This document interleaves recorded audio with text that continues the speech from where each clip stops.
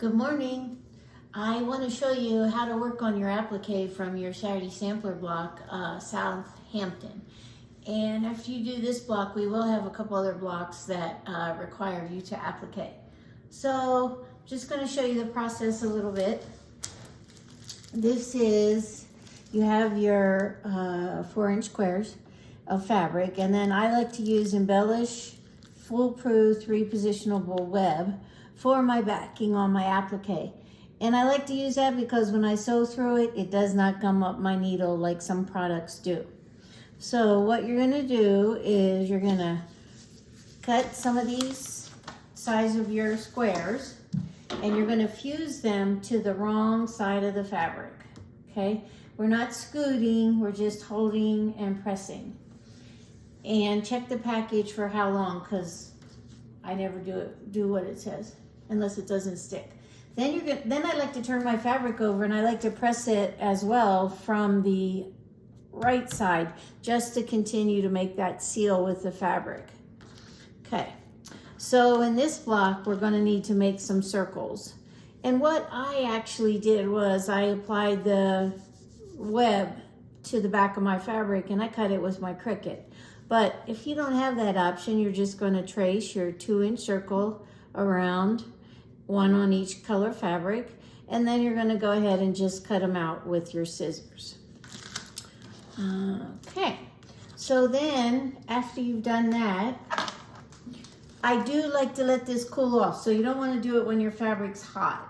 And then you're going to go ahead and score that back side of your paper, and that's going to let you be able to pull that up, and that'll have your sticky then on this side. And the nice thing about this sticky is you can take it, you can put it down. If you don't have things exactly where you like it, you can just, it'll stick, but it's not permanent. It's not permanent until you do it with the iron. I-R-O-N, iron. So I'm gonna get that out of my way for a second. And next I'm gonna set up my sewing machine for, I decided to do a blanket stitch. You can do a different kind of stitch, but if you take a look here on my screen, I picked the blanket stitch. I picked number 4. And the way that stitch is going to go, I want to show you. So if I can open this marker, I want to show you. Okay, so it's going to go 1, 2, over, back, 1, 2, over, back, 1, 2.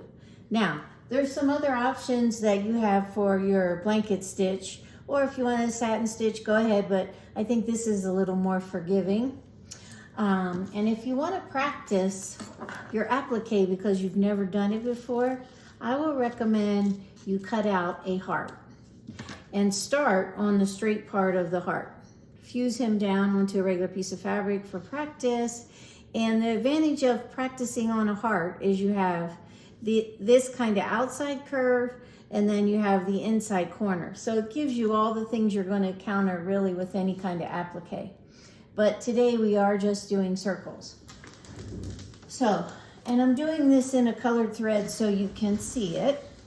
And you might have noticed that I have put a piece of tearaway underneath my whole set of circles. And I just clipped it to hold it in place. So on your sewing machine, I want to take it down to my slowest speed there is, especially if I've never appliqued before. And even me, I've appliqued before, but I still like to force it down to its slowest speed. So, of course, I want to use needle down, which I have set on my machine already, and I've sewed my speed all the way down to the lowest one. So, what you have to do is, we're not going 90 miles an hour. We want to watch what our stitch is going to do, so we know when to make the turn. So, I'm going to go 1, 2, over, back. 1, 2, over. Now if I start turning my fabric here while it's in the bite, I'm going to get a V. I don't want that. So I wanted to go back. Then when it's down, I'm going to turn it a little bit. 1, 2, over, back. So whenever I go to that back position there, that's when I'm going to start my gentle pivot. 1, 2, over, back.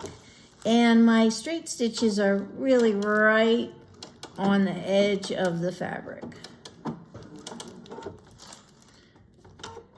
I'll just do 1, okay, 1, 2, over, back. So again, oh, it's getting caught on there, sorry. I'm gonna pull that up a little bit. So this is my pivot position. Can you see that? So I always want to stop when my needle's down. If you don't have needle down, manually turn your needle to the down position before you start pivoting so you don't lose your location. Okay, I think you have the idea, and that's applique on your Saturday sampler block, Southampton. See you soon.